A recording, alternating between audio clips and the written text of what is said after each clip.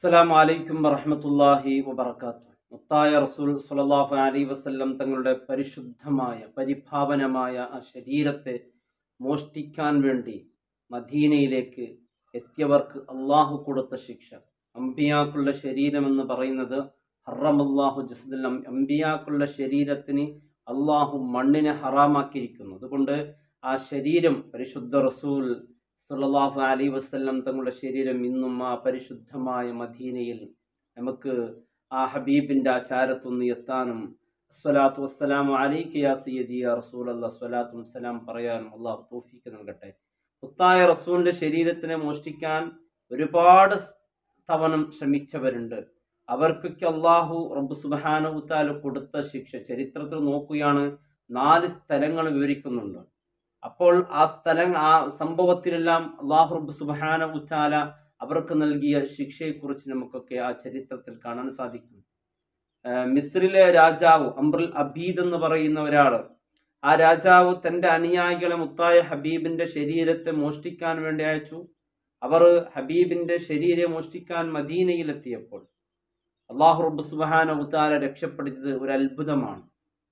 അല്ലാഹു റബ്ബ് സുബ്ഹാനഹു തആല കാറ്റയക്കുകയും അവിടെ ഭൂകുലുക്കമുണ്ടാവുകയും അതിൽ ആ അനുയായികൾ നശിഞ്ഞു പോവുകയും ചെയ്തിട്ടുണ്ട്. അല്ലാഹു റബ്ബ് സുബ്ഹാനഹു തആലയുടെ അത്ഭുതമായ ഖുദ്റത്താണ്.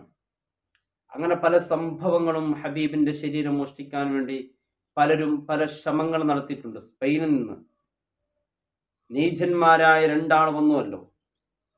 അവർ ഹബീബിൻ്റെ ശരീരത്തിനെ മോഷ്ടിക്കാനുണ്ടാക്കിയ പദ്ധതിയാണ് അത്ഭുതം.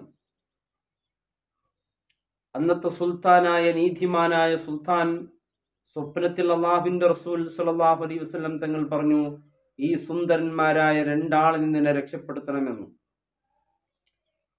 ഈ സ്വപ്നം കണ്ടപ്പോൾ അദ്ദേഹം പെട്ടെന്ന് എഴുന്നേറ്റു. എന്നിട്ടോ അദ്ദേഹം ഉളൂ ചെയ്തു വീണ്ടും ഉറങ്ങി. വീണ്ടും ഈ സ്വപ്നം ആവർത്തിക്കുന്നുണ്ട്. 3ാമതും ഈ സ്വപ്നം ആവർത്തിക്കുന്നുണ്ട്. ഉറക്കം വരുന്നില്ല. പിന്നെ തൻ്റെ മന്ത്രിയായ അൽ ജമാൽ അദ്ദീൻ എന്ന് പറയുന്ന മന്ത്രിയെ വിളിച്ചുകൊണ്ട് കാര്യങ്ങൾ വിവരിച്ചു. അങ്ങനെ രാജാവ് മദീനയിലേക്ക് ദാനധർമ്മം നൽകാൻ വേണ്ടി ഒരു പദ്ധതി ഇടുകയും ആ നാട്ടുകാരെല്ലാം വിളിച്ചു. അവർക്ക് വേണ്ടി ദാനധർമ്മം നൽകുമ്പോൾ മുത്തായ ഹബീബ് സ്വല്ലല്ലാഹു അലൈഹി വസല്ലം തങ്ങൾ കാണിച്ച ആ വ്യക്തിയാണോ എന്ന് പരിശോധിച്ചു നോക്കുമ്പോൾ ആ വ്യക്തി അല്ല എന്ന്, ആ വ്യക്തികളെ കൂട്ടത്തിൽ അള്ളാഹുവിൻ്റെ റസൂൽ കാണിച്ച വ്യക്തികൾ അതിൽ കണ്ടില്ല. വീണ്ടും രാജാവ് ചോദിച്ചു, ആരെങ്കിലും ഇനി ദാനധർമ്മം വാങ്ങാൻ ബാക്കിയുണ്ടോ? ഒരാളും ബാക്കിയില്ല എന്ന് പറഞ്ഞു. എന്നാൽ മൊറോക്കയിൽ നിന്ന് വന്ന 2 ആൾ ഒഴികെന്ന് പറഞ്ഞു. അവർക്ക് അതിൻ്റെ ആവശ്യമില്ല. കാരണം അവർ വലിയ സമ്പന്നരാണ്. അവർ തന്നെ ഒരുപാട് ദാനധർമ്മങ്ങൾ ചെയ്യുന്നുണ്ട്.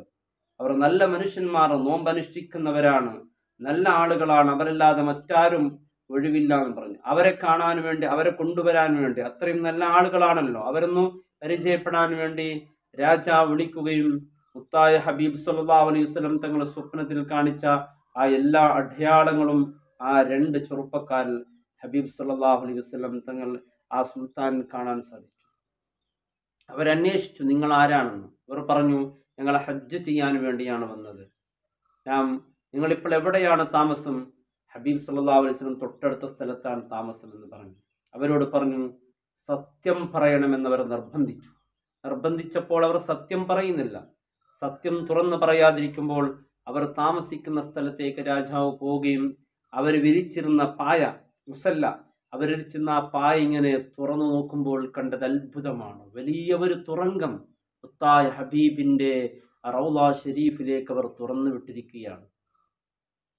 ഹബീബ് സ്വല്ലല്ലാഹു അലൈഹി വസല്ലം തങ്ങളുടെ ശരീരം മോഷ്ടിക്കാൻ വേണ്ടി അവരോട് കാര്യങ്ങൾ അന്വേഷിക്കുമ്പോൾ എല്ലാം തുറന്ന് പറഞ്ഞു, ഞങ്ങൾ മുസ്ലിമീങ്ങളല്ല, ക്രിസ്ത്യാനികളാണ്.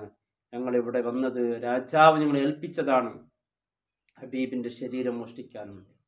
അങ്ങനെ മോഷ്ടിക്കാൻ അവരടുത്തെത്തുമ്പോൾ ഒരു ഇടിനാദം അവർ കേൾക്കുകയും അവർന്ന് പിന്തിരിയുകയും ചെയ്തു. വീണ്ടും അവർ ശ്രമം നടന്നു.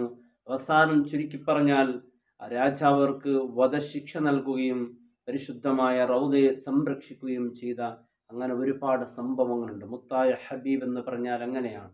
അള്ളാഹ് ബഹുമാനിച്ചതിനെ ബഹുമാനിക്കുക, അള്ളാഹു ആദരിച്ചതിനെ ആദരിക്കുക. അത് ഹൃദയത്തിൽ തഖ്വയുള്ളവർക്ക് മാത്രം സാധിക്കും.